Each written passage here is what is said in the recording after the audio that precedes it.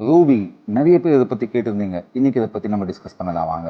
Ruby மாணிக்கம், நவரத்தனத்தில் ஒரு ரத்தனம், and it is one of the 4 internationally recognised precious gemstone. yellow sapphire and blue sapphire மாதிரி ரூபியும் கொரண்டம் ஃபேமிலியை சேர்ந்தது. Corundum is basically aluminium oxide. Aluminium oxide கூட குரோமியம் சேர்ந்தா ரூபி ஃபார்ம் ஆகும். அதே அலுமினியம் ஆக்சைடு கூட அயர்ன் அண்ட் டைட்டேனியம் சேர்ந்தா சாஃபயர் ஃபார்ம் ஆகும். So that is what makes ruby different from a sapphire. But இது ரூபியா? Practically yes, technically no. வாங்க இது என்னதுன்னு தெரிஞ்சுக்கலாம். பொதுவா நீங்க ரூபி அப்படின்னு கேட்டீங்கன்னா இதை காட்டுவாங்க. ஆனா அது கிளாஸ் ஃபில்டு ரூபி அப்படின்னு சொல்லவே மாட்டாங்க உங்ககிட்ட. கிளாஸ் ஃபில்டு ரூபினா என்னதுன்னு தெரிஞ்சுக்கலாம் வாங்க. ஹை குவாலிட்டி ரூபி கிடைக்கிறது ரொம்பவே கஷ்டம். ஸோ என்ன பண்ணுவாங்கன்னா லோ குவாலிட்டி ரூபி, அதில் நிறைய கிராக்ஸ், டென்ஸ், டேமேஜஸ் இருக்கும், கலரும் சுத்தமாக தெளிவாகவே இருக்காது. ஸோ அந்த மாதிரி ரூபிஸை பிக் பண்ணுவாங்க. பிக் பண்ணிட்டு அதை கிளாஸ் ஃபில்லிங் பண்ணுவாங்க. கிளாஸ் ஃபில்லிங் பண்ணாங்கன்னா அதுக்குள்ள இருக்கிற இம்பியூரிட்டிஸ் போயிடும், டென்ஸ், டேமேஜஸ், இன்டர்னல் கிராக்ஸ் எல்லாமே போயிடும். அதோடைய கலர் கூட இந்த மாதிரி வைப்ரண்டா மாறிடும். பார்க்க அப்படியே நேச்சுரல் மாதிரியே தெரியும், ஹை குவாலிட்டி ஜெம்ஸ்டோன் மாதிரி தெரியும். But technically this is just a glass filled ruby. இதுக்கு நேச்சுரல் அப்படின்னு எப்படி சர்டிஃபிகேஷன் போட்டு கொடுக்குறாங்கன்னு எனக்கு இன்னும் கூட தெரியல. So next time